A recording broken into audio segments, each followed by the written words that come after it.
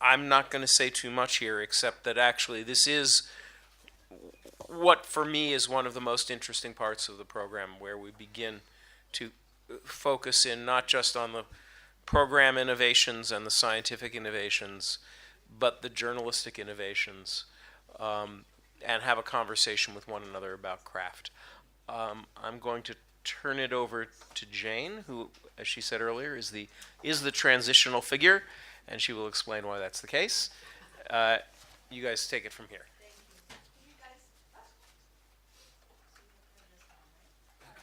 Is this on now? Oh, yes, it is.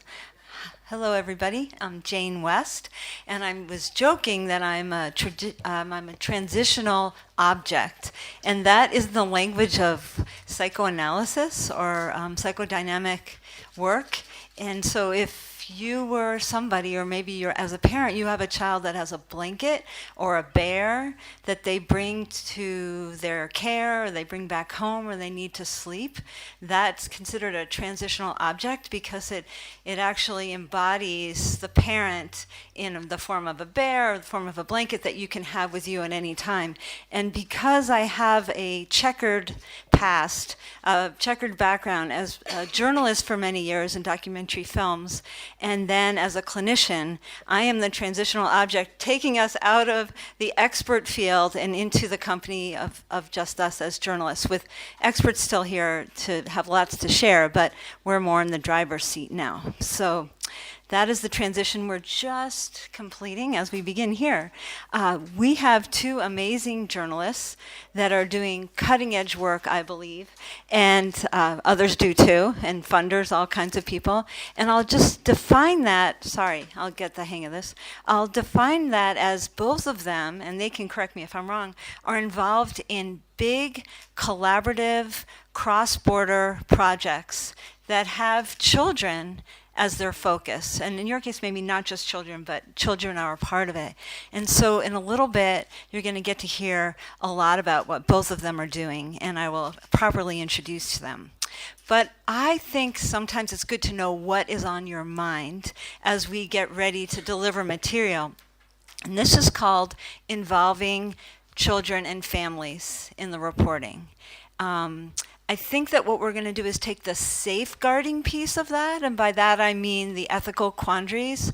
Some will be mentioned in the presentations, but the kind of the mechanics of that we'll put till later in the session. And for this moment in time, I think it would be great to assume that you have access to children or a child or a family, and then what do you do, basically? Does that seem helpful as a way to start? So we'd also just like to know if you want to shout out in some kind of orderly way. Any other questions if we talk about involving children? In fact, Bruce, correct me if I'm wrong, but I believe that we called this session last time Interviewing Children. And yes? Yeah. I mean, but because we've expanded it. Exactly. There's interviewing, there's storytelling, there's a whole lot of questions that come. Right. And I was just going to say I'm very glad that we've changed the title, because interviewing is something we can pull off with older children, but with younger children, if that's something we even want to do, to talk directly to them, there are lots of other ways that we can discuss throughout the session. Is there anything that we can just keep in our minds now before we start that's on your mind about this topic? And I just had a little list here of, like, do you involve kids? Why? When? What is developmentally appropriate at each age? What works in doing this? And I just want to share one quick anecdote. There's a famous developmental psychologist I won't mention, because he taught an audience that I was in once a trick about how to convince a child that you knew them very, very well in 10 minutes. And it actually works. So when I say what works and what doesn't, and I will reveal it later, just wanted to get your attention. So just wondering now, to that list, if there's anything else that you want us to be bearing in mind as we go forward here at this time. Does anybody have any shout outs? Okay, great. So I just want to take this title and broaden it a little bit more from involving children and families, broaden the definition to include the interaction between a parent and a child.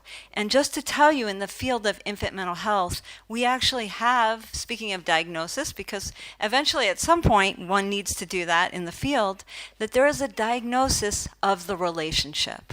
We have ways of coding it and classifying it, and at a certain level we see that it's dysfunctional, and that's a reason to intervene. And in the United States, that's been a big fight to actually have that be an official diagnosis.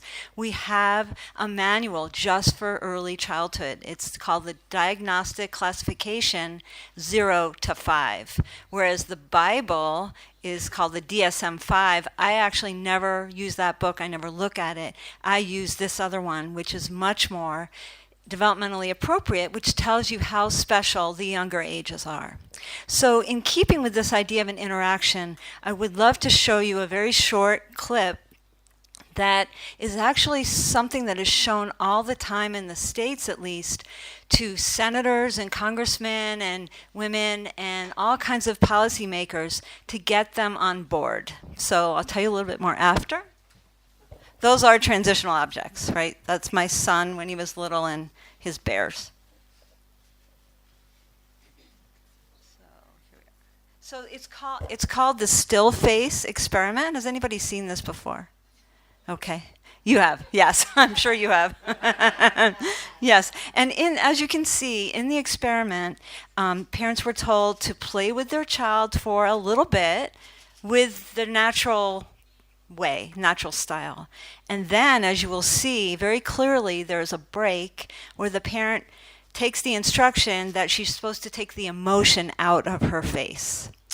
My directions to you would be to take a turn, if you could, imagining what it's like to be the child and also the parent over the course of this. Babies this young are extremely responsive to the emotions and the reactivity and the social interaction that they get from the world around them. This is something that we started studying 30, 40 years ago, when people didn't think that infants could engage in social interaction. In the still face experiment, what the mother did was she sits down and she's playing with her baby who's about a year of age. I'm like a girl. Oh. And she gives a greeting to the baby gives a greeting back to her. Yeah. This baby starts pointing at different places in the world, and the mother's trying to engage her and play with her. They're working to coordinate their emotions and their intentions, what they want to do in the world. And that's really what the baby is used to. And then we ask the mother to not respond to the baby. The baby very quickly picks up on this, and then she uses all of her abilities to try and get the mother back. She smiles at the mother. She points because she's used to the mother looking where she points. The baby puts both hands up in front of her and says, "What's happening here?" She makes that screechy sound at the mother, like, "Come on, why aren't we doing this?" Even in this 2 minutes, when they don't get the normal reaction, they react with negative emotions, they turn away, they feel the stress of it, they actually may lose control of their posture because of the stress that they're experiencing. Okay. I'm here. And what are you doing? Oh, yes. Oh, what a big girl. It's a little like the good, the bad, and the ugly. The good is that normal stuff that goes on, that we all do with our kids. The bad is when something bad happens, but the infant can overcome it. After all, when you stop the still face, the mother and the baby start to play again. The ugly is when you don't give the child any chance to get back to the good. There's no reparation, and they're stuck in that really ugly situation. I meant to say that it's difficult for many people to watch this, so I apologize for not giving you that warning. Is everybody okay? Just some self-care? Yeah, and so what Ed Tronick is talking about there is what we've been mentioning earlier about toxic stress, is the idea that most of the time it works. So there's a little stretching, there's a little eustress or positive stress. And then, in this case, for the child, it was tolerable because the mother could rejoin her. But then what we didn't see, fortunately, is where a parent doesn't pay attention at all, isn't available, has enough going on in their life. But so you can see that there's this dance that goes on. And even in some videos, we can see there's a famous one of a researcher who's lying down next to his grandson, and his grandson is just a few days old. And he sticks out his tongue to his grandson, and at 3 days old, he sticks his tongue back. So there's this natural marrying that goes on. So as we go forward, I just want you to think, when you're thinking of stories and all of that, to also be thinking about the space in between people, that interactive piece. So now I'm going to go back over there. Just to add that what Khaled spoke about today and earlier, to do with a baby existing within a system, that is, you're beginning to see that this is at least one piece of the system. And the more caregivers that a child has, the more the system grows. And so we really want to think about, in reporting, how much we can really understand and hold and cover the system itself. If the child's at school, at an at-home center, in all kinds of ways. So just storing that for the moment, and we are going to now go to our very able speakers. And I don't know if I've been actually doing the best pronunciation, so will you just say your name, young man? Sure. It's Ismail Einashe. Much better said, Okay. yes.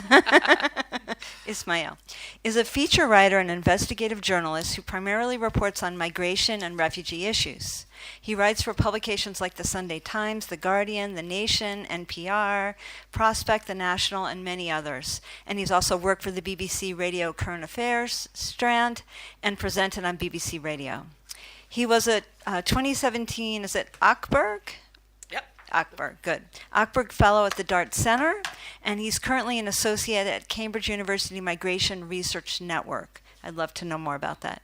And he's a member of the editorial board of Tate, etc., the magazine of the Tate Museums in the UK, very trendy museums, which has the largest print circulation of any art magazine in the world. He's currently a 2019 Alicia Patterson Foundation Fellow and is just about to launch, right, on his year reporting across 8 countries in Africa on a project looking at China in Africa. Over to you. Great, thank you.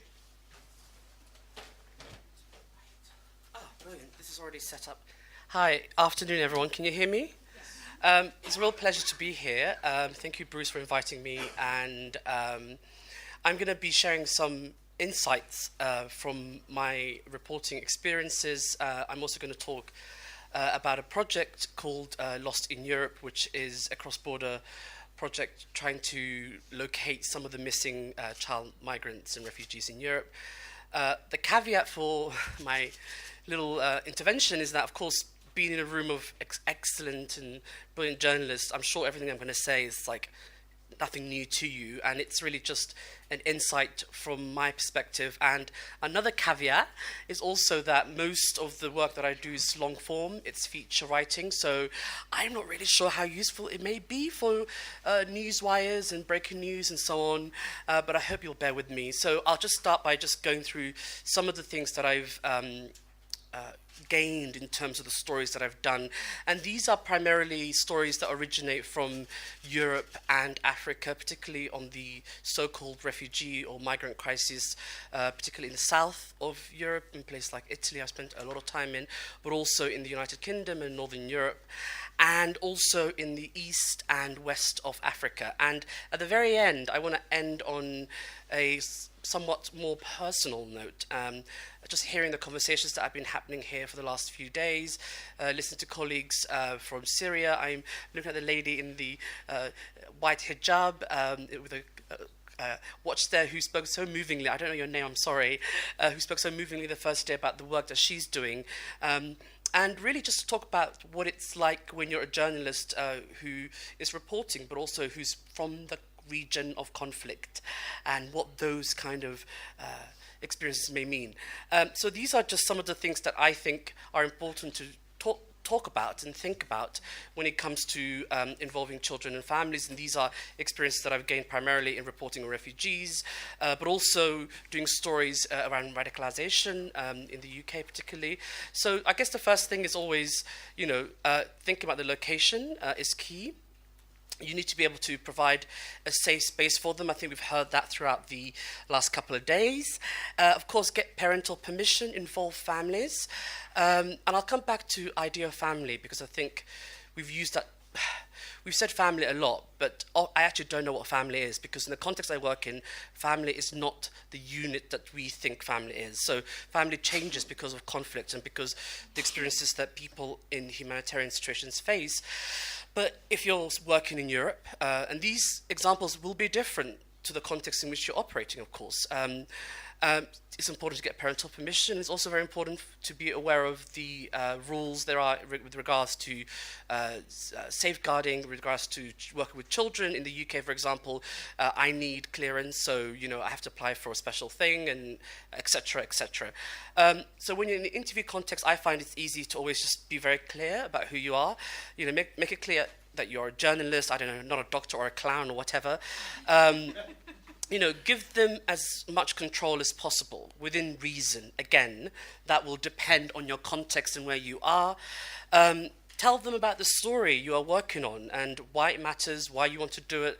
These are really basic stuff, but I think it's important to get them correct. And I know everyone in the room is doing this, but unfortunately we work within a wider ecosystem, the media, and often these simple basics aren't followed.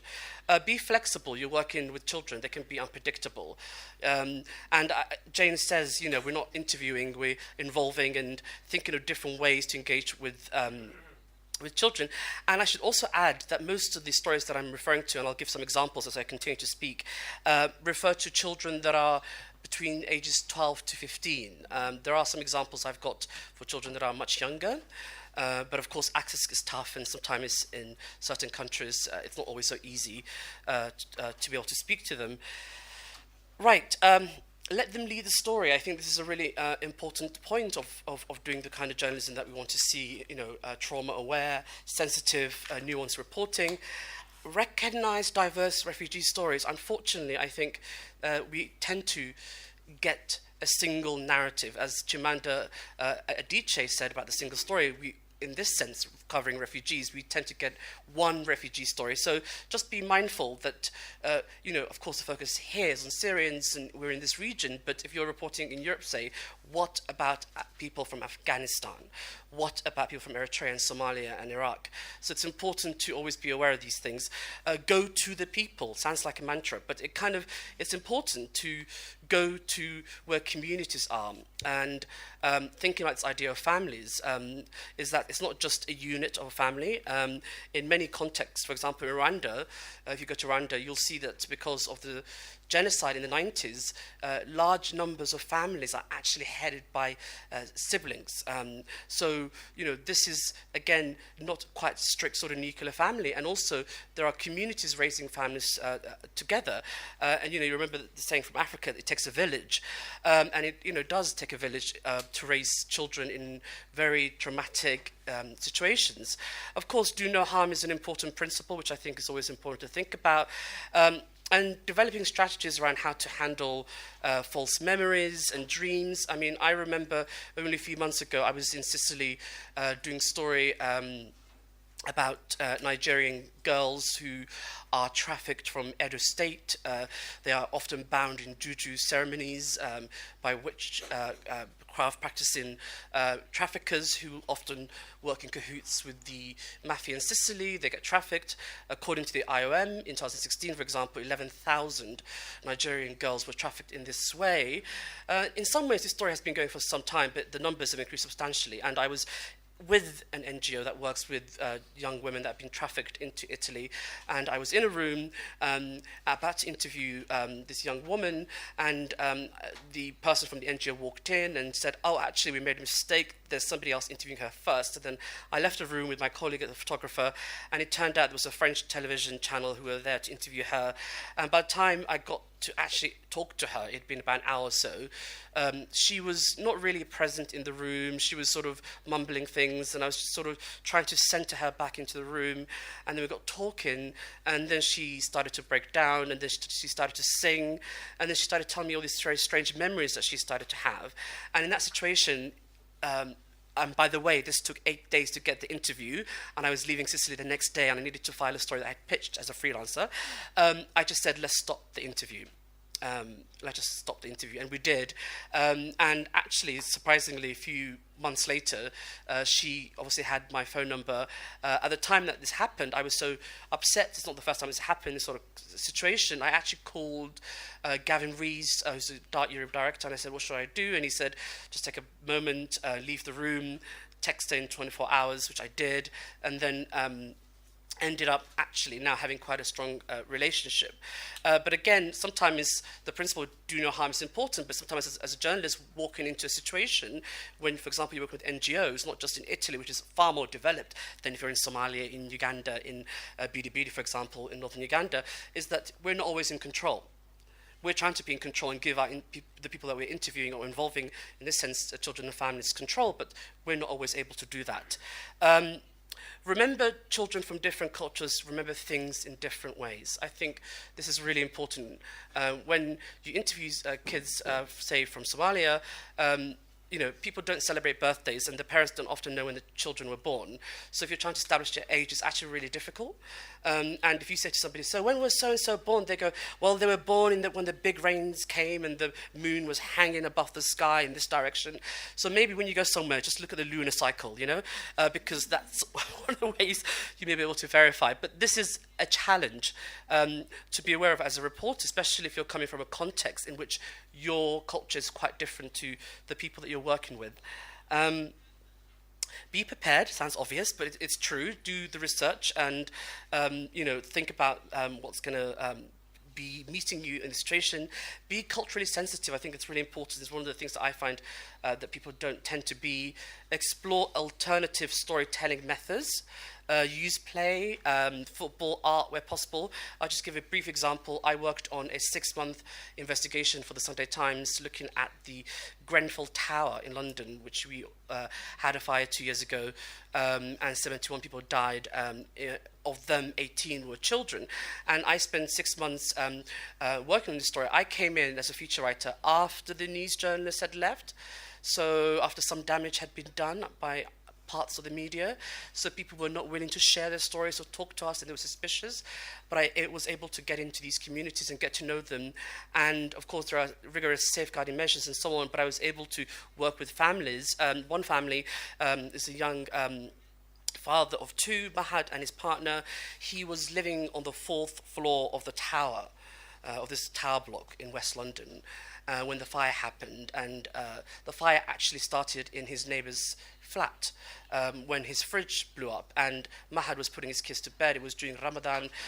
He had done iftari, he had gone to Tahwi prayers, and he'd come back, and he was in his flat when he heard this noise. He came out, and then everything else happened after that. And his son, Zakaria, who's 4 years old, would always ask when I was with his father, he would say, what happened to Zakaria's bed? That was the thing he'd always say. And he was so frightened of high-rise tower blocks, but the council had actually put them in a high-rise tower block after they were rescued from the fire. And with him, I wasn't able to directly quote him because his father did not want me to, but we played a lot together. And also some of the other children who were survivors of Grenfell also use art as a way to kind of tell their stories. Okay, I don't know how I'm doing for time. I'll speed up. I think it sounds obvious, but don't say, I understand how you feel. Avoid why questions. Use other methods to help verify stories, which I think I was saying before. ask open questions, remember children are curious, manage their expectations, which I think is a general point in journalism and any work that we do, which is manage people's expectations about what can be achieved by talking to us, because often there's very little, and we're not, advocacy kind of workers, and we're there to report and cover the reality as it is in the best way that we can under the difficult circumstances that many of us operate under. One of the things that I find difficult is when you're working with particularly young children, these are mostly 12, 13, 14, is if you ask them about their story or if you ask them specific questions, they don't tend to answer in the way that you want, or they don't give you the information. So one of the ways is, if I'm working on stories which I've done in the UK, children in detention centres, children who've been trafficked, I'm thinking this example of Vietnamese children who've been trafficked, often to work in cannabis farms, I'll mention them a bit later, is ask them the experience of the system, which changes the kind of flips it around. If you say, how have the police treated you? And then suddenly the floodgates open because they've had very clear experiences of the police and the immigration officials. And also, remember, children often have to retell their stories. So that's why it's important to say that you're a journalist and you're doing the story in this way, because they don't know. Sometimes they may think you're just a caseworker or somebody who's from the UN or whatever. So it's important to keep these distinctions. I think language matters a lot. The princess made these points on Sunday. I think avoiding cliches, nature metaphors, and sensations language is really important. Flood, swarm, marauding Africans, which I've read many times. And in the UK context, it's very problematic because, of course, much of the UK press is right-wing and they have an agenda. And it can be difficult to kind of tell nuanced, complex human stories that illuminate what's going on with people on the move across the world. I also think definitions matter, and we've said the word refugee continuously, and I find that problematic. I think the experience of people on the move has shifted from when the idea of refugee as a legal thing came about. It was in response to the situation in Europe. It is very much Eurocentric in many ways. And what this does is when we focus on refugee, asylum seeker, migrant, is that this, in essence, I feel, creates a kind of league table often of migrant suffering, where we take a Dickensian view on deserving, undeserving, and people's complex experiences on the move are reduced to simply being migrant. And of course, the word migrant is also used by those on the political right who have an agenda which is anti-migrant to try and suggest everybody is a migrant. So I understand the need to describe people as refugee, and I understand why that is important. I'm not saying we should, bring down the walls, but I'm thinking we should have more nuanced conversations. And one of the things I find really difficult is when I'm in Italy or in West Africa particularly, and I'm interviewing young people, their stories are never coming to the forefront. And stories like this, Taka, who's from Gambia, who's a teenager when he arrived, he left his home, under economic stress. Technically, it's not a refugee, but he had an experience through Sahara, through Niger. He was held in slave camps, which we knew about as journalists probably before the NGO started writing about them through stories like this. But he's described as a migrant, therefore he doesn't deserve protection. And involving families, I wanted to also pick up some of these stories. So this is the family of another young Gambian that is called Landy. He's in Germany now.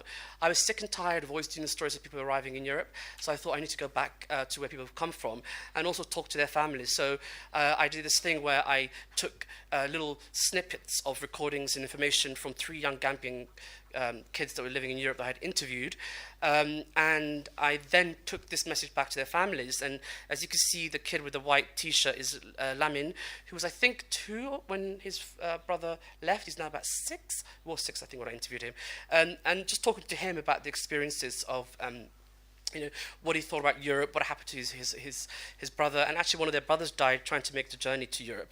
Again, this is another family, and I've got 5 minutes, so I'll speed up. But the extraordinary story about this family is that Ali, who's their family member, I met in Basilicata in the south of Italy. Ali had arrived like many young Gambians on the boats. His brother died, his mother died. He had no family members, but he had a number of Haji, who's the man in the photo, and I was able to track down Haji in Gambia and find him. And actually, really remarkable story at the end of it.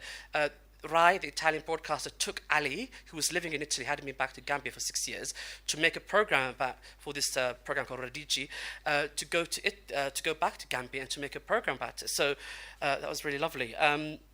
Another family, also, I think, thinking about, people mention constructive journalism and solution journalism. I think we call it constructive journalism in the UK, but it's really important to think about the lens that we use when we're telling stories about families and children.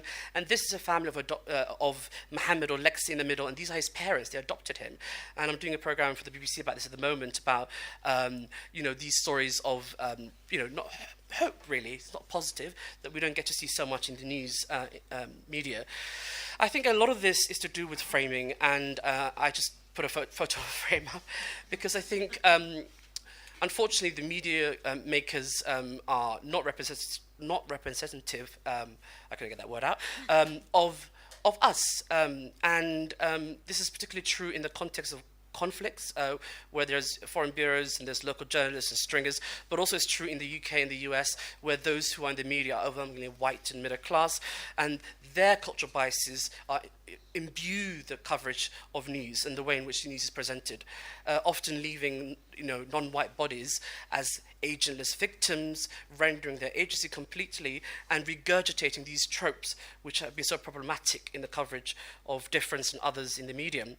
And finally, I want to end on this note, which is, this is a photo of these kids in Somaliland, in the northwest of Somalia, and they were playing football on the outskirts of Hargeisa, and this was an area called the Valley of Death. And 30 years ago, the Somalian dictator at the time massacred an estimated 200,000 people. And this last couple of days, we've been talking about Syria. And it's not lost on me, the similarities between my country, Somalia, and Syria.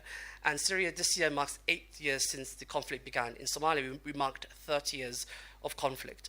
And this experience of what happened in terms of this genocide in the northwest of Somalia continues to permeate the experiences of these children. And these children here did not know what happened, but they were playing football by these bones, and by these bones that you can see. Okay, I'm going to briefly talk about Lost in Europe. I have only a few minutes. I probably will just go this really quickly, talk to you about it after the session, but this is a cross-border investigative journalism project that I'm working on. It's about the 10,000 refugee children that are missing in the EU. And these children come to Europe and then they go missing. They disappear. So we're trying to recover their stories. So these are Vietnamese children, these are Afghani children, these are Syrians. And most of them go missing in Italy, so I'm working with other colleagues across the EU. And these are some of the organizations that we're working with. I've published one story so far in The Guardian, which is looking at children who go missing from care system in the UK. Using freedom of information requests, we're able to find out that a quarter of all children who were trafficked into the UK went missing from care in 2017. Also, briefly mention working beyond the context of families. So this is Tanya Bugara in the Tate Modern. We collaborated with her on doing data boot camps with children and communities to try and get the numbers, so moving away from just reporting to different kind of forms of reporting. And final picture, and final point. This is from Hatta Sheikh refugee camp, which was the largest refugee camp from 1988 to 2004 when it closed. And this is a photo. I was trying to find a nice photo. This photo of these girls playing, it's a handball or basketball? I think it's handball. This is interesting for me, being in this region, and I don't report in the Middle East, but being in the region and being, I said at the very beginning, a reporter who's from a conflict zone. And I grew up in this camp. I grew up in this camp until the age of 10. And I've written about my experiences, in the context of journalism, but from the perspective of having agency in it. And I think the important point is, if you're in Syria, if you're reporting inside Syria, if you're from outside Syria, and things are happening to your family and things are happening to your country, it's a really difficult thing to separate yourself. But the nuance, the pathos that you have is really important to bear witness, but also to bring into your journalism. And I think thinking about the ways of, I think someone mentioned this morning, Khalid, I think it was, about transmission of trauma. So, for example, my whole family is, I would say, very traumatized, and that trauma continues. And many of you in the room who are reporting in Europe and thinking about Syrian refugees and the Syrian story, not just as a humanitarian question, will be on this story for a very long time to come. Because now we're entering phase 2 in countries like Sweden and Germany. What happens when integration happens? Well, in the experience of Somalis, in many places it hasn't been great, because often people arrived and they were dumped in these places, such as myself when I arrived in the UK when I was 10. But I think it's really important to think, final point, is to think about the ways in which war and conflict distort and change people, and trying to find interesting and nuanced ways to cover that. So I'll stop there and then pick up later on. Thank you.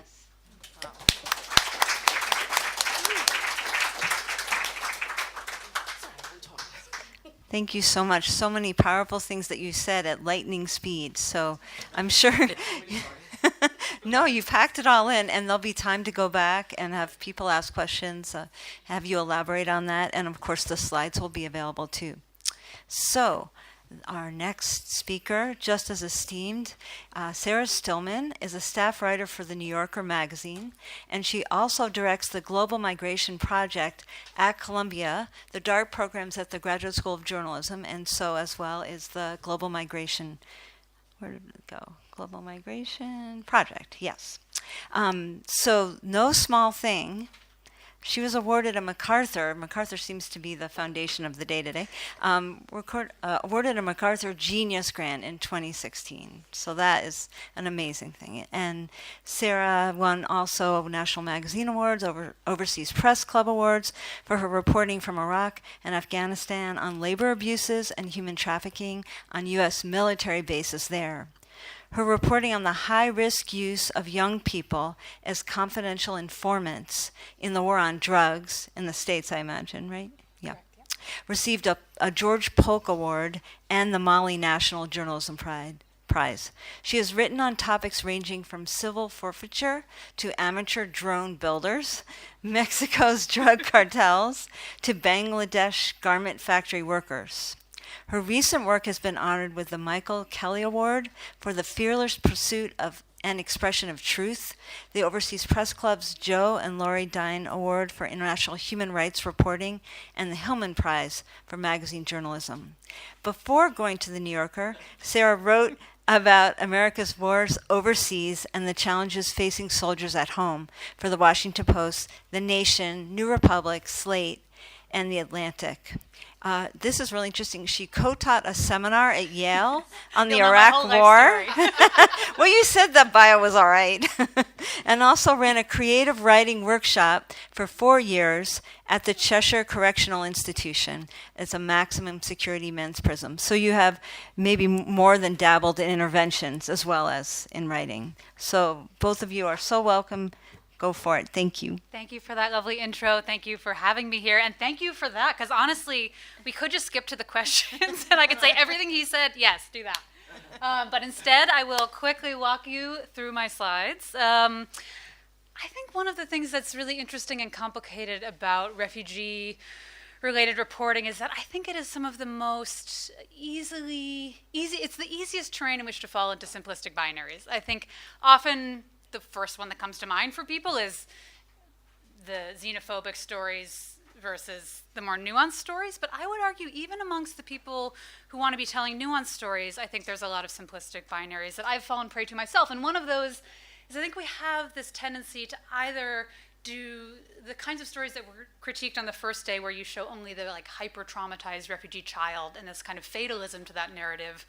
Or conversely, I think we have a tendency to look for the hyper-exceptional child. I know I've done this, like the very first story I did on a Syrian refugee was about a young musician who had fled Syria. She was a teenage girl who was in an amazing rock band, and she read Walt Whitman on her journey, and she was listening to Mozart. And I think this tendency to have to look for that kind of anomaly in journalism is really problematic. So I think one of the things I would urge today, as I talk through some of these stories I've reported on, is to ask how we might think ethnographically. And my training is actually in the field of anthropology. And so one of the things we really learn in that realm is how do we think about the everyday. So journalism also, I think, has a bias towards the sensational and the the things that happen in instantaneous, enormous moments, for instance, of trauma. But I think if we can teach ourselves to think about everyday moments, that's going to be particularly pertinent, I think, to strategies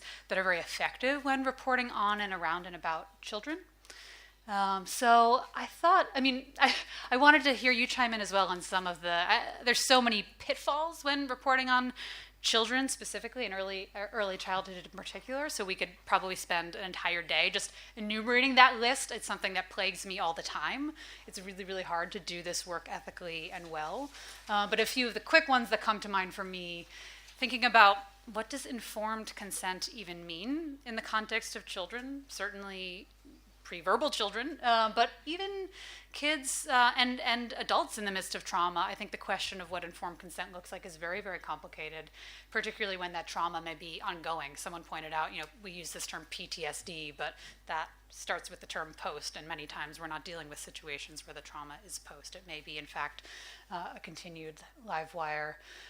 And then, I think a big question for us to think through together today is, are there stories you can't report, or where the time is not right to report them? What are the boundaries that are appropriate when it comes to, can you, for instance, get an interview with a 5-year-old child in the midst of a trauma? So I'm going to describe some strategies I use for precisely that scenario in the midst of the family separation crisis in the US with a 5-year-old kid who was separated from her grandmother. I think these stories are very complicated to report, but they're also, I think, among the most rewarding. You can see a kid here who's in immigration court where a judge had just said that I believe 3-year-old children can give valid testimony about why they should or should not be considered valid asylum seekers. So I wanted to walk you through one of the first reporting stories that really got me thinking about these issues. It came about from a friend who was an anthropologist who was living in Central America. She was living in Mexico at the time, but working with a group of Central American mothers whose kids had gone missing on the journey trying to get to the United States. And she had invited me along in this bus ride where these mothers whose kids were missing and husbands were missing were going to go look for them across 21 different towns and cities in Mexico. And you can see in the picture in the bottom right and in the picture I showed earlier, the mothers were actually wearing laminated photographs of their missing kids around their necks. And we would go to mortuaries and town squares and hospitals and prisons.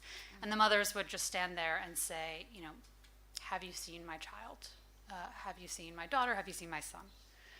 And so I went along on this bus trip of these mothers on this journey. And along the way, we were sleeping in migrant shelters, starting in southern Mexico all the way north to the U.S.-Mexico border and then back down again. And every shelter we were in, we kept seeing these little kids, some of whom were actually making the journey entirely by themselves to try to get to the U.S., fleeing violence in Central America, particularly El Salvador, Honduras, and Guatemala. And then some of them were mothers traveling with very young children. There had been a massive rise in this phenomenon. Many of you will remember, if you're familiar with the US media context at that moment in time where everyone was reporting on the arrival of kids at the border. This was in the Obama era, but we've seen a resurgence of this under Trump.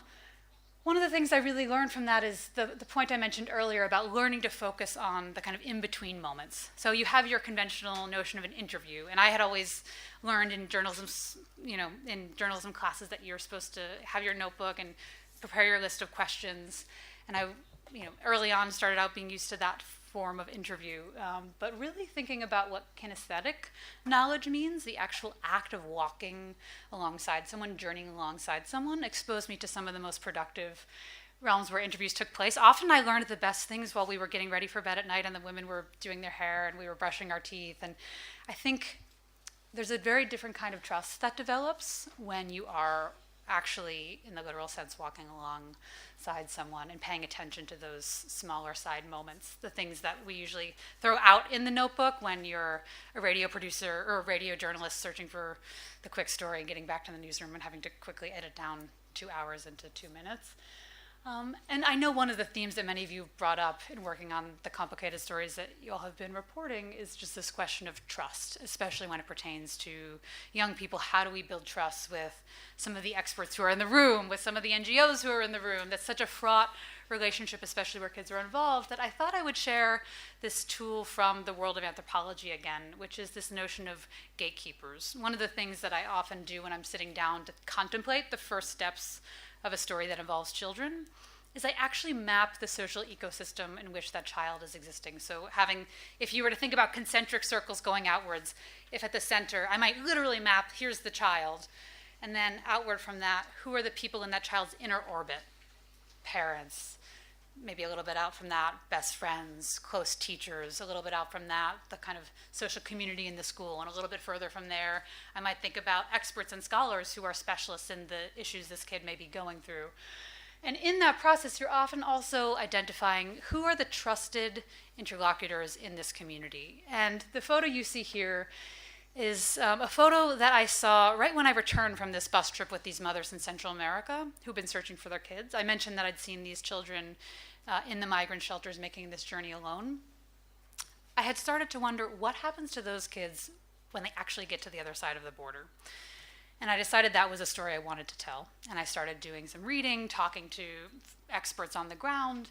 And one of the things that I noticed were these stories of kidnappings that were happening where many of the mothers on the trip, in fact, had received ransom calls from people who were trying to extort their families for money, saying, I've kidnapped your kid. If you pay us $3,000, we'll let him go. And this is true on the migrant trails you've reported on as well. And many of you in the room will know here, Syrian kids in Europe as well have experienced these extortion situations. And this was a family whose two young sons from Guatemala, who you can see right here, Brian and Robinson, they had actually been making this journey fleeing Guatemala, trying to get to their parents in New Jersey, and they had been kidnapped for ransom.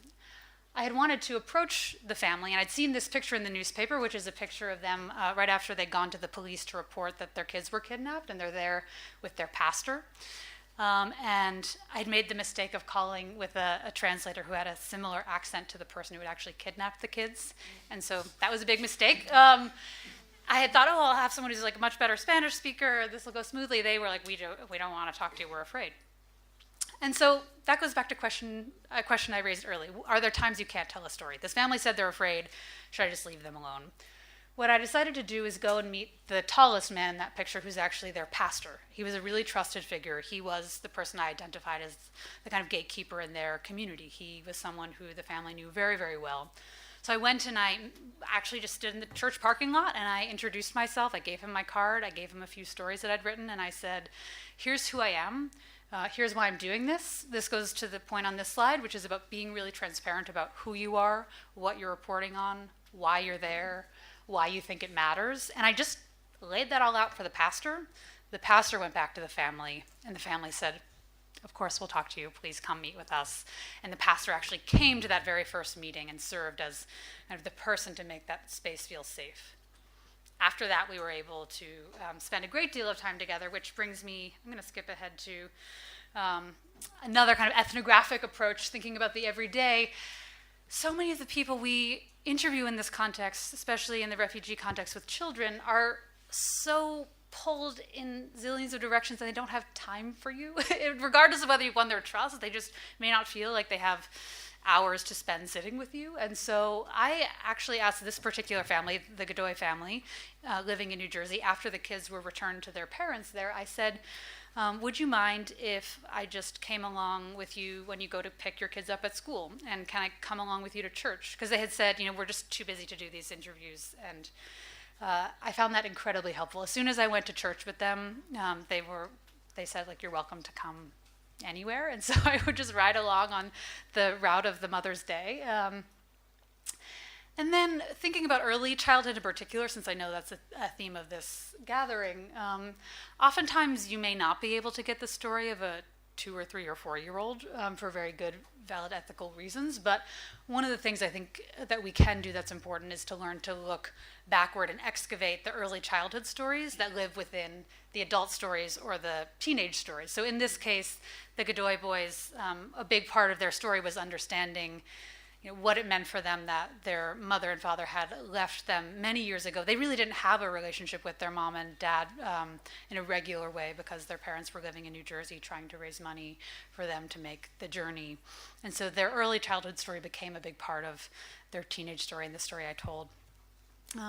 Another strategy I find really helpful, especially when people can't let you have access to an interview with someone who is young, is to find the paper trail. I think many of us falsely assume that because you're a kid, you wouldn't have a paper trail. Like, hopefully you don't have a long, document of criminal charges against you or anything. So one of the things you may have and that you can turn to are these letters and drawings that people have been talking about. So I want to quickly walk you through one project I did of that sort.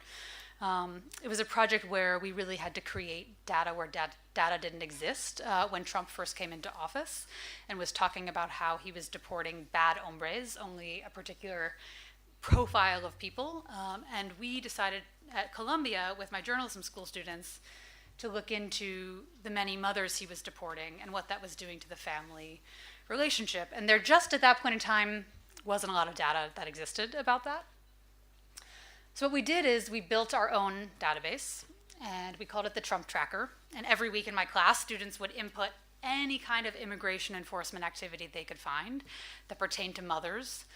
And once we piled all this in and found every week places where there were immigration raids or mothers who were getting deported in asylum proceedings, we then went and began reaching out to those families.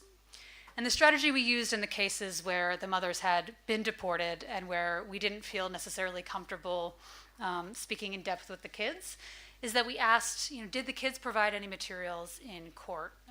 Or did the kids have any drawings or letters that they've sent you since you were deported? So I'll just give you one quick example of one that we received as a result. This was from a mother who had been deported in the Midwest.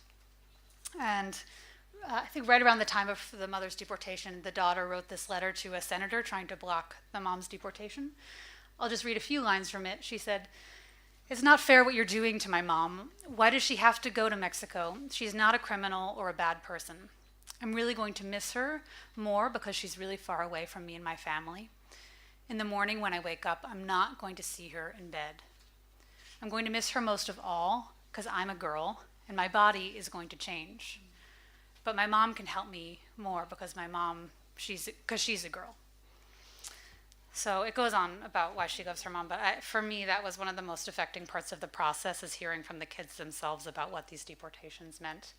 And she ended the letter with just simply, "Please don't take my mom." And then she drew a picture of her mom, the fear of her mom kind of in the airport on her way to be deported. And at the top, I think it got cut off there, but she just describes how her family and her mom would be really sad.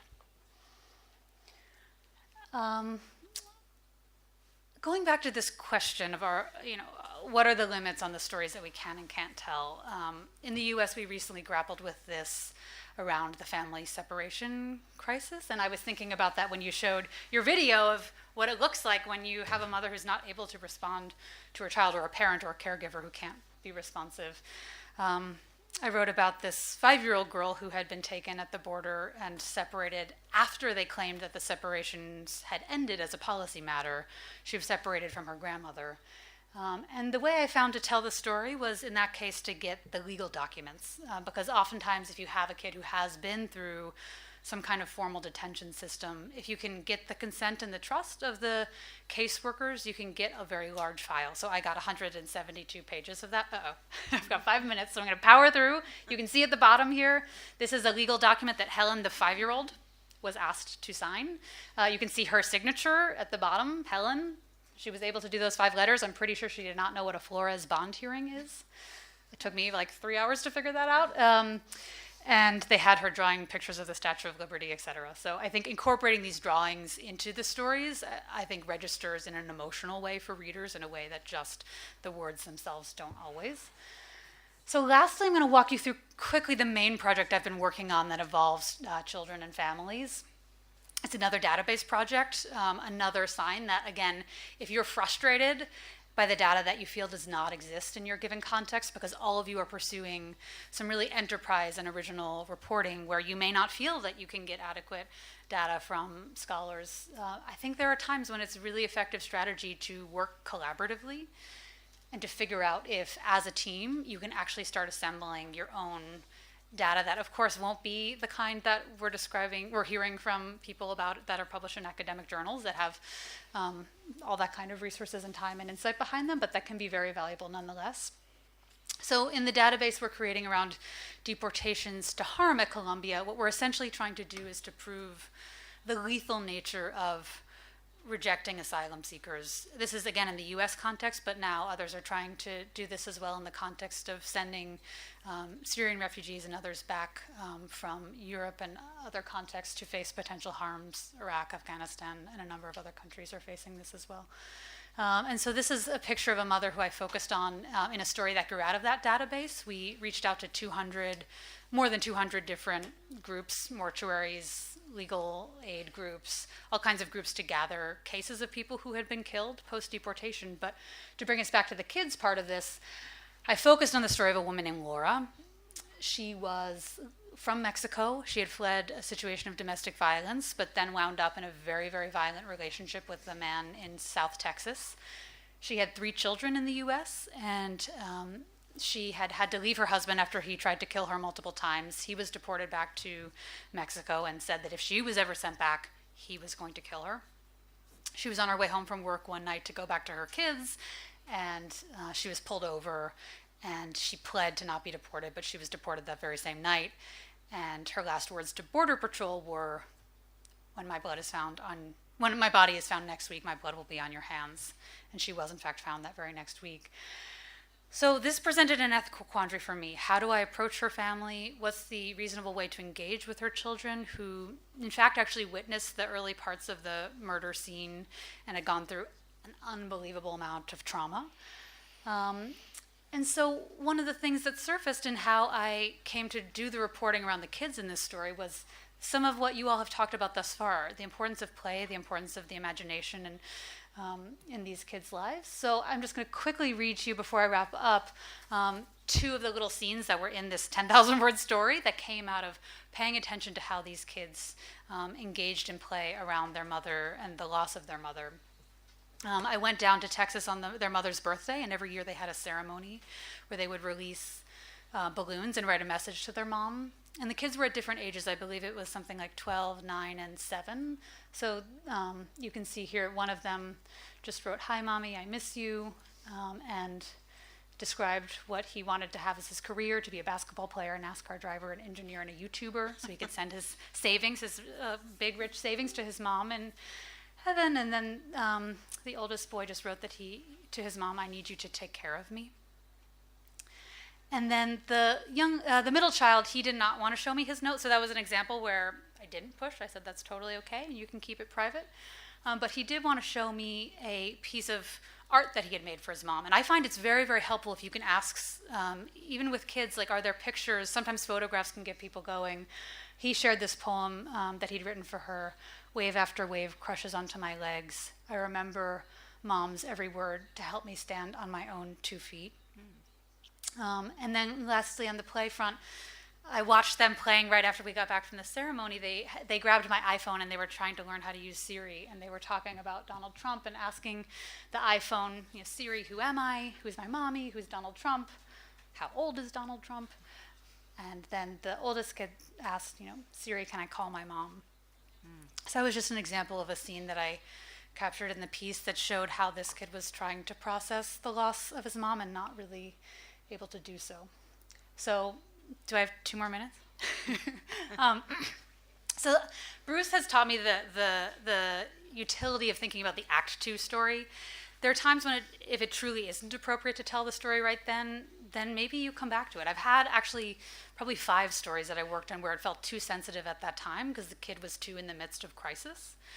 But the strategy there was to come back. And sometimes the trust you've won, as you described, Ismail, by going back, by kind of calling it off momentarily with the young Nigerian girl you were interviewing. Similarly, we've had times where even if you did manage to tell the story at that time, if you go back 6 months later, you go back a year later, you go back 5 years later, the story is infinitely more powerful. So we went back to one of the moms who had been deported, who I described earlier, and we did a long radio piece with her kids about what it's like to kind of mother while you're deported. And I learned how old I was during reporting that, because we tried to arrange a phone call with the kids on a landline, and I was actually asked, what is a landline? So another value of reporting on kids is you can feel old. Anyways, I'll skip all of this, but essentially it's pretty obvious. Having a trusted adult in the room, blah, blah, blah. And some of you have mentioned also the issues with interpreters having a gender-sensitive interpreter, having a trauma-sensitive interpreter can be, if you're using an interpreter or translator, can be particularly important when you're dealing with kids. So I'll end on that note with this word that I learned from the mothers on the bus trip through Central America. Do we have any Spanish speakers in the room? Yeah, desahogarse? You can probably translate it better than I, but I was told by the women that this term meant to undrown oneself, and that for them, telling their stories about their missing kids had been a chance to really unburden.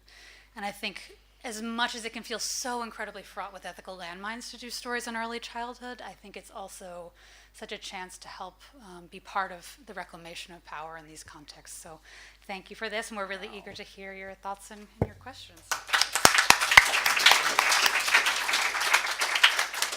It's on. Truly amazing. Oh my gosh, the hands are already up. Give everybody a second to catch your breath and just underline the word anthropological. And as a filmmaker, when I started out, there was the term fly on the wall. You know, that you're trying to fade into the woodwork. But what you're also trying to do is just observe. And it's the little details, and especially when you add in trauma as a factor, the way that we remember things is different. I think it was alluded to in some of the other sessions. And just as an example, my son and I were in a rollover car accident when he was 10 months old, and we were okay. But after that came a huge fear on his part of mustaches. You know, and I couldn't figure it out. But the more I started learning about trauma therapy, and I'll be happy to share more about the little details that we store in our head is really the start of the work that we do with young kids with trauma. But I forced myself to think back, and I realized that the paramedics and the firefighters that came to get us out of the car all had mustaches. And because of that, he saw me, which is again important, like the still face. He saw me, I had a glass in my eye, and I was a little bit bloody, nothing really big, but just not what I normally look like. I wasn't acting like I normally acted. And he stored the memory of me, the firefighter, and mustaches. So every time we went into a city and tried to ride a bus, if the bus driver had a mustache, we couldn't get on the bus. You know, so it took a while to really unpack all of that. And so to be noticing in any families that you are interacting with or you have the privilege to spend time with, noticing little details and asking questions maybe about what are some new what are some changes in their life, maybe ways they have to do things differently, that might bring that up. So I think there's a lot of people that would like to ask you a lot of questions, and we have about 20 minutes, 25 minutes. Half an hour? Super. So the first person I saw was Jeremy. So we'll go with Jeremy. Thanks for doing this. I appreciate it. Sarah, you talked about asking, when you approach a subject, you talk about saying, why do you care? Explaining why you care about the story. And Ismail talked about why it matters. When I approach stories about very sensitive subjects, I'll say this will help illuminate an important issue. But I wonder if that's really adequate enough sometimes. What can you tell me about the explanations you use for why it matters or why you care? I'd like to hear sort of what you tell the subjects you're writing about. I think one thing that's really important is, is this working here? One thing that's very important is also what I don't say, because I think it's so tempting to want to be able to say, like, this will create legislation that will change things, or this will hopefully result in XYZ policy change. And I feel like I've learned the hard way that making false promises, or even very, very, very genuine articulations of your aims from that very concrete perspective, can be dangerous. And even making promises about what will and won't be included, because I'm sure, how many of you have had the experience of having something cut painfully from a story by an editor? I mean, one of the biggest lessons I learned happened early. You mentioned a piece I did on young people who were used as confidential informants in the war on drugs. And I had done a bunch of outreach to a lot of different families trying to find the kid around whom I was going to center the story. And every parent was willing to talk. It was unlike most other stories. I mean, the floodgates immediately unleashed. Everyone wanted to tell their story. And so I spoke to this one dad of a kid named Eric, and the dad just went on and shared so much. And then that kid's story didn't make it into the piece. And the father was really heartbroken. And I learned from that experience, one of the things I try to tell people early on is to let them know the stage of reporting that I'm at, and to say, whether or not this particular case ends up in the piece, your insights are incredibly valuable to shaping my vision and understanding around it. So that's one thing I often try to do, contextualize where I am in the reporting process, what the steps will look like going forward, because we also have a lot of different types of journalists in the room, and I find, the expectation, for instance, if someone has dealt with a daily news journalist, is that, you'll come, you'll speak with them, and then they'll see the story in the paper the next day. At the New Yorker, it might take 6 months, and people may lose faith and think that you were kind of pranking them. So I think it's important to kind of give them that sense of context as well. Do you want to add to that? Actually, let's just take another question. I think Yeah. Okay. perfectly Why answered. don't you call on somebody? Let's share the. Pick somebody. Oh, okay. Yeah, Jane at the back. Thanks so much. This is an amazing session. Thank you. I'm wondering how you handle, or whether you think it's a problem, this issue of getting personally involved, right? You spend time with these people, it's agonizing, and then you do the story and you want to help them, right? So a lot of us do, but there are a lot of organizations, news organizations, that say, do not get involved, do not give them money, do not help, because it's unethical. So I'd just love to get your thoughts on that. I think that's always a real challenge. I think it depends where you are. I think for me, it's actually interesting because obviously when I'm in Europe, in Italy and places like that, I'm often one of the few journalists who is similar in terms of background to some of the people I interview and work with, and I speak the languages, so I'm able to relate to them on a different level. But if I'm in a camp in Africa, often they say, why will I talk to you? Because they don't really see the purpose of talking to a black person. They think talking to white journalists will serve them better. So it kind of works in two ways. And I think the thing about the money is also a real problem.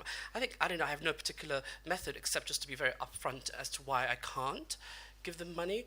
When it comes to the relationship with the person, because like Sarah, I tend to do very long-term projects, so it might be very different if you're a news journalist who's often working on quite sort of quick turnaround stories, is I do stay with them and I do follow up and I do form quite strong relationships. And I ran through my presentation because I had far too much, I now realise, on the PowerPoint, but that story that I sort of started to tell about Ali from Gambia, who made the journey and his mother died, his brother died.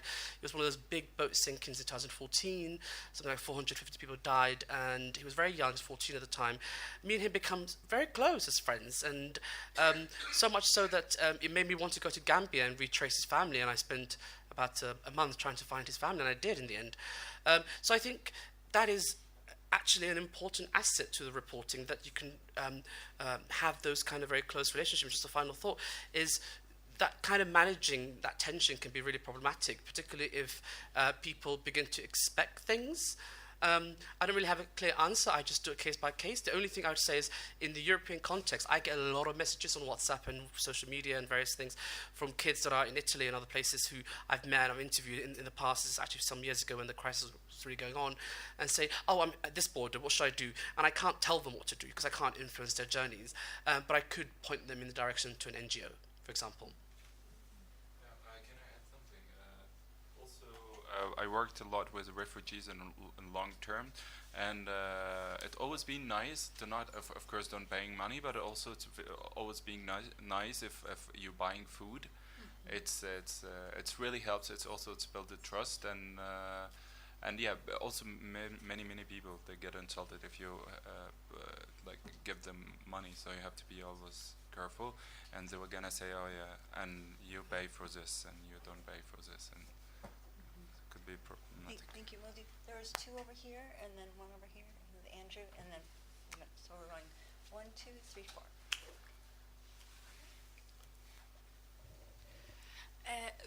فيما يتعلق I will speak Arabic. Wait.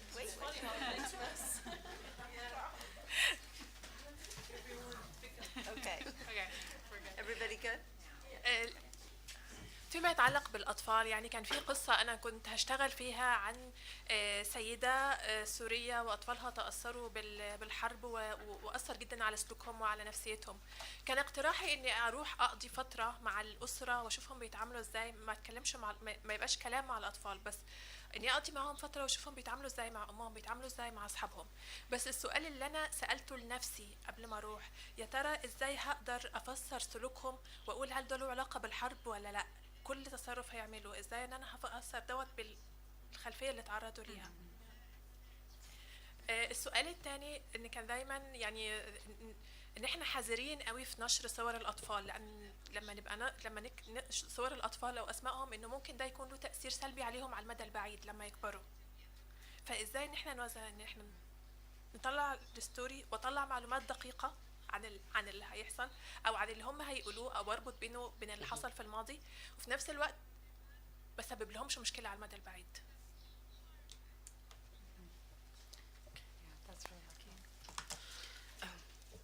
I'll respond just quickly to the question about whether it's related to the war or not. And really that's going to be for the parents to help you sort out if the behavior is different or the child's temperament, what they like to do, how they are in the world has changed. And do they believe that there is a link to that? Now, if they're in therapy, if there's some professional therapeutic opinions, you can ask if they're willing to share that. But the parents are really gonna, if you have a relationship of trust, so they're willing to share that, they will be able to gauge. But often we have parents that are preoccupied with their own trauma, very understandably, and then they can't as well share that. So it takes time, first with the parents, for them to feel better themselves than to really see what's going on with their children. I was going to be really annoying and suggest, is it possible if we take 2 more questions, like do it in round of 3? Is that really annoying? Because then we'll get more questions. Yeah, Is that okay? Can I add to that real quick? Answer this one Yeah, first. I think it's important to also not overinterpret what you're seeing, because one thing I find very helpful in journalism is just being descriptive about what you have seen, but also having humility about then not using that one instance or that one anecdote to assert that you can speak to that child's whole psychological transformation. So yes, maybe the context of the parent is important, but also the humility with which you explain what you're seeing. And I think it was helpful to hear from the practitioners about then not taking it upon yourself to diagnose. But it's always true to say what you saw. And then I think also with the anonymity question, I think it's helpful to explain to a reader the need for anonymity and why you're making the choices you're making. And I think most readers get that, the premise that, okay, I can't say this child's last name because we want to protect their identity because they're 5.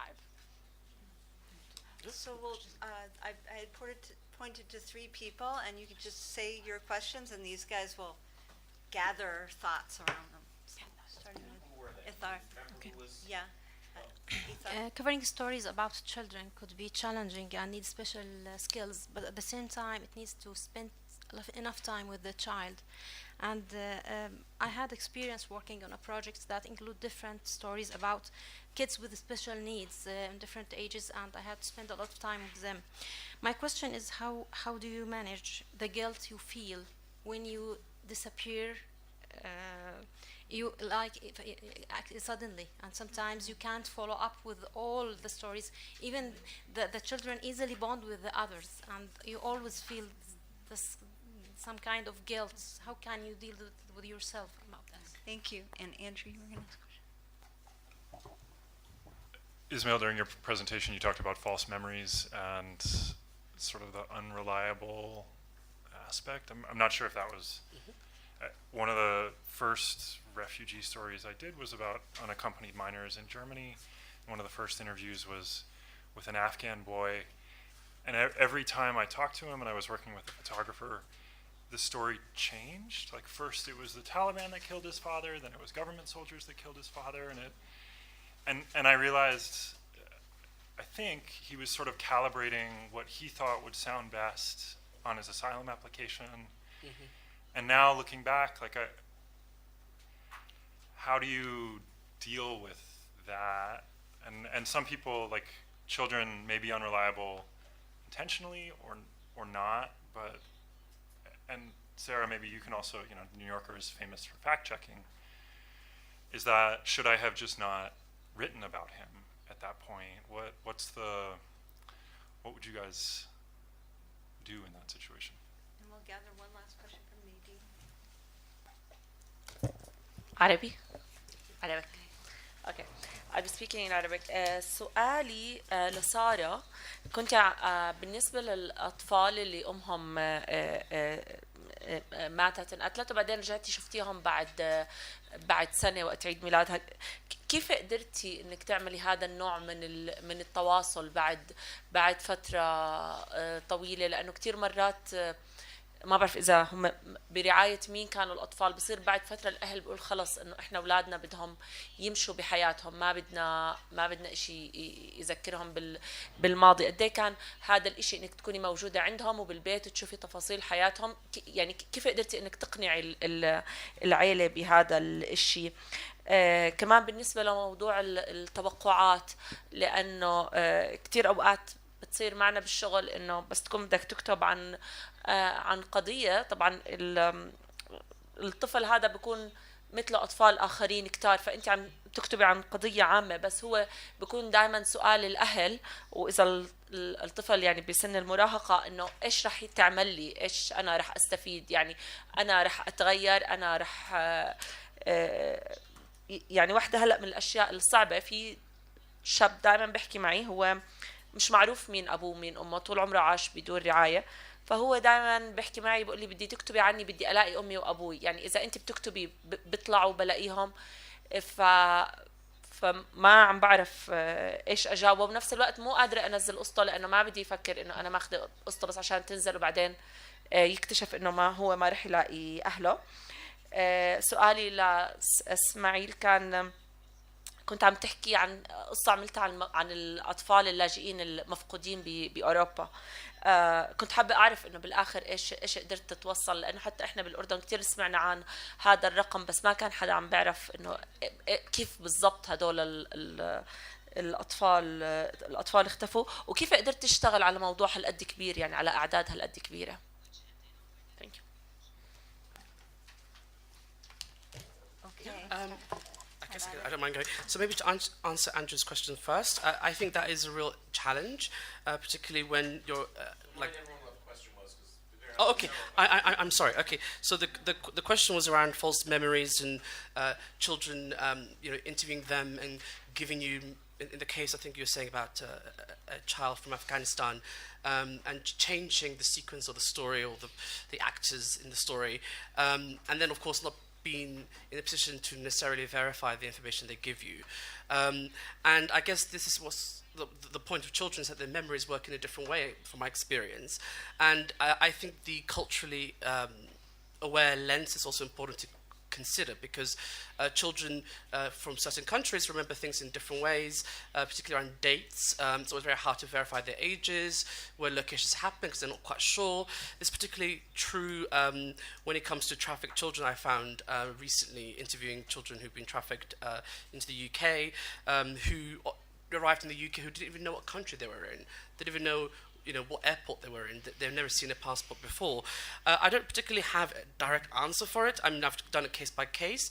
I think one of the things that I find useful that have helped, particularly doing stories of particularly young West Africans coming via Libya to Italy, is just to, but again, I'm going to say this, but I have the privilege of doing features, so I have more time. It's just to take a break and come back, and if they're at a certain age, 13, 14, just do it in a really simple way to say, did this really happen? Just try and make them go through the story again, obviously within the context you're in and within what you're able to do. And I hope that answers your question. And then to answer the question at the back, I don't know your name, I'm sorry. So I kind of whizzed through that Lost in Europe part because obviously I ran out of time. I spoke for too long. But Lost in Europe is a collaborative journalism project, and we're just starting to get results. So there's colleagues who are working primarily in the Netherlands, so VPRO, it's a Dutch broadcaster who are sort of leading this. I've done couple of stories already. One of them has already come out, and we're beginning to see some results already. In Europe, the number comes from Europol, which said that 10,000 children were missing. And actually, one thing I didn't mention is that we're trying to also work in a collaborative way when it comes to data. So we organized a data boot camp over 2 days in Amsterdam back in October. We brought together people from the academic field, statisticians, journalists, to try and actually get to the number of missing child migrants and refugees. We put in freedom of information requests to every EU member state. Not every one of them came back to us, but of those that came back, we were able to identify 7,014 children that we know that were missing. These children go missing from the care system, such as in the UK, a story I just did recently.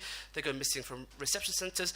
Primarily, most of them are in Italy, 5,000 that we found through the data work that we've done so far. And we're planning on doing more data boot camps. So the project will go on and there'll be more results. You can follow us online.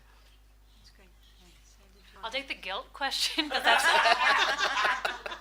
story of my journalistic life. One thing I have found very helpful is making sure kids have support around them. Because sometimes, right, it's someone earlier, I think it was you who mentioned that as journalists, we have to be clear that our job is not to be the therapist. It's so easy to want to jump into that role, and that's not the role we're playing, and the clarity around that I think could be really helpful. So one of the things that I do that makes me feel a little bit less guilty around that is working with the kid to help identify who in their life is a trusted figure who they can turn to. Like when one of the kids I mentioned who lost their mom after her deportation was texting me constantly, and some very personal things, and in some cases some worrisome things, some troubling things. My first question to him was, have you told anyone, in your household, have you told your grandmother? Because kind of transitioning to your question, the kids were living with their grandmother at that point in time, and the reason I chose that particular family among the 40 plus that we had interviewed or connected with in some way was that I felt there was at least some kind of safe infrastructure around the kids, some kind of social support around them. So I think having them specifically verbally identify who that person is for them to you can be a helpful technique. And certainly I try to maintain those relationships across time as much as I can. And I often learn a lot and get great story ideas as well through that. But I know that's not always possible, especially mathematically, as you go and go and go in this field. Like all these families and these voices start piling up. Trying to think about the other questions. I think, in regard to your question, I have learned a lot from litigators on that particular issue, because it's really helped me. I once got to sit in on a deposition of someone who was a victim of human trafficking, and the lawyers basically walked the person through the entire case from really point A to Z in this way that I often was timid about doing, because I know with trauma stories it can be so problematic to insinuate that you don't trust someone. And so it was helpful to see that oftentimes people, not only if you do it in the right way, people not only don't feel like you're interrogating them, but in fact rise to the occasion and start giving you more detail when they see the level of granularity you're interested in. So I'm going to call back to something Bruce Shapiro wrote on the blackboard when I was a baby journalist in college. I actually took an investigative journalism class from him, and he cited do the chronology, something that a famous investigative journalist in the US, Seymour Hersh, had said. And so I find that incredibly helpful when the story starts to get fragmented, which we all know can also be a symptom of trauma, the way narrative becomes disjointed. And to really sit someone down and have you really map the chronology with them can be a really nice, helpful tool. To the point of guilt too, it's something I've been thinking a lot about today in our earlier conversations where things got very passionate, let's say, is that journalists are not in the business of assuring security. There's a different goal, and therapists are. So when I made the switch over, that came first. That comes first. but to know that you're going to approach it in the most compassionate way that you can, or you probably wouldn't be doing the story, and that will come across. But to say I can't provide total guarantees, and I can provide some help around a social support reference of some kind, if that's needed. But to know that that's not what you can offer, and that's okay. That's what the job is. So we probably have time for one more question. You two want to arm wrestle? Because I Do saw we the have time two. for me to add one teeny tiny thing to that too?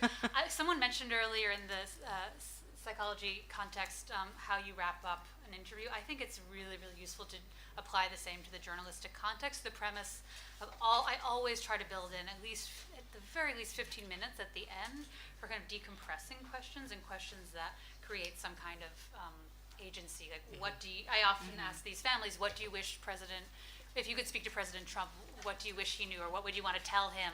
Or questions to give them some sense that It was a hypothetical. Yes. So just to be able to give some decompression time to build that into an interview can, I think, be another really important calming tactic.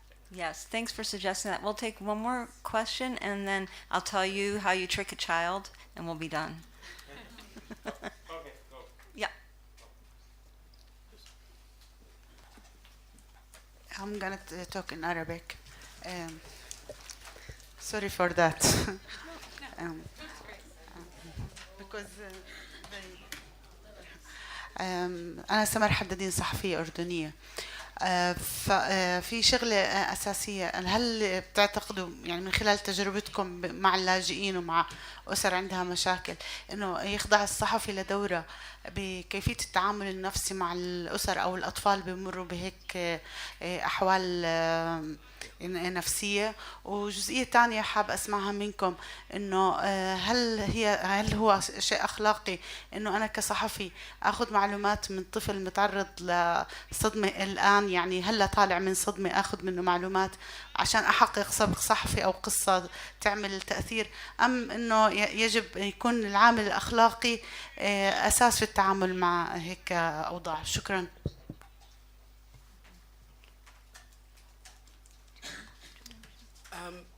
Well, as I understood the question, sorry, I'm just taking this off.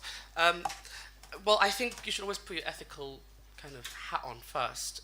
So I think you mentioned, should you interview a child who's under traumatic stress because they might give you information that might get you a scoop? I mean, I would say absolutely not. My personal feeling.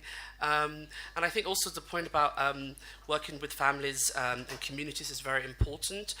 And I keep going back to this point of culture because I think that matters, and being culturally aware and sensitive, because often when it comes to at least, maybe not so much this region and local journalists working in the region here, but if you look at the kind of foreign news media and the kind of stories that are populated there, they're very binary, and they're very skewed to kind of a reading which is sensationalist, and I think that stems from the lack of cultural interaction between often the journalist and the bureau and so on. And also just a final thought, which I didn't mention at all throughout the whole thing, is as a freelancer particularly, it's a case also for staffers, you're working on a story, but there are also editors back home.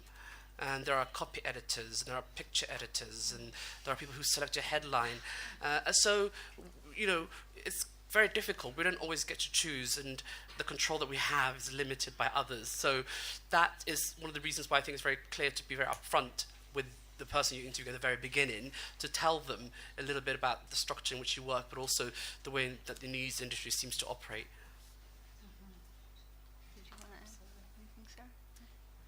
So tell your story, and then I'll have a little closing thing. So Just the trick? Yeah. Okay. Because we talked about, Stacy, I want to try to get the right number. Is it 1 billion neural connections a minute or a second at the fastest? We had this statistic yesterday. Per second, right. Somebody mentioned that. So kind of taking advantage of the speed at which things are happening at a young age. This developmental psychologist said that you can go in and out of a room 10 times over the course of 10 minutes, and the child will think they've known you their whole life. The end. Won't work in journalism. Thank you all. I want to take chair's privilege and just add a couple of clarifications in response to the great questions that you raised, kind of on top of what was said. First of all, on this question of guilt and our responsibility and what we carry, we're going to talk about that in the session with Khaled tomorrow. That's a big piece of self-care, is thinking about those issues. So put that one in the car park somewhere, and we will come back to it tomorrow. On the question, Andrew, I think it was you raised about unreliable narrators, or factuality of memory, and both genuinely false memory, which is relatively rare, confused memory, which is incredibly common, and people lying, which happens. I think there are a couple important things to remember. First, the nature of traumatic events is to fragment memory. We didn't do a whole deep trauma brain briefing here, but by their nature, traumatic events often are consolidated in very confusing ways. And this is one reason that eyewitness testimony is often unreliable in really awful traumatic events. So if just because someone's account changes even in important details doesn't mean they're lying. It means their memory is having memory issues. On the other hand, people do sometimes lie, right, too. So the question is, how do we deal with that in reporting? There's corollary verification. We may not be able to verify the central event that's being described, but we can figure out if this person is in general an accurate narrator. We get other pieces of their story that are easier to verify, and there's that. And also we can be transparent with the reader or the viewer or the listener about what we can verify and what we can't. I think that's sort of the solution. There was an incident a few years ago. There was a photographer who I won't name, but a really terrific photographer who did one of the famous pictures of refugees arriving. And there's one of the families featured in it was a family who identified themselves to him as Syrians. And the story was published picture was published around the world with the family identified as Syrians. They went on to Germany. It turned out they were actually Iraqis, and the father had decided to describe themselves as Syrians. His solution was to get back in touch with the family, and they ended up doing some reporting on this. And sometimes the urgency of people's claims and the reasons they may lie, sometimes that can be part of the story too, right? Not always, but sometimes. But being transparent with our readers is as important as being transparent with sources. So we've been talking a lot about the source end, but I think there's that. Oh, and finally, on all of these things, on interviewing children, reporting on children, on traumatic memory, there are a lot of resources on the Dart Center website, tip sheets, backgrounders. There's actually a little handbook, PDF on reporting on children and families, which is in a U.S. context, but a lot of the advice is, very good. So feel free to turn to us on that.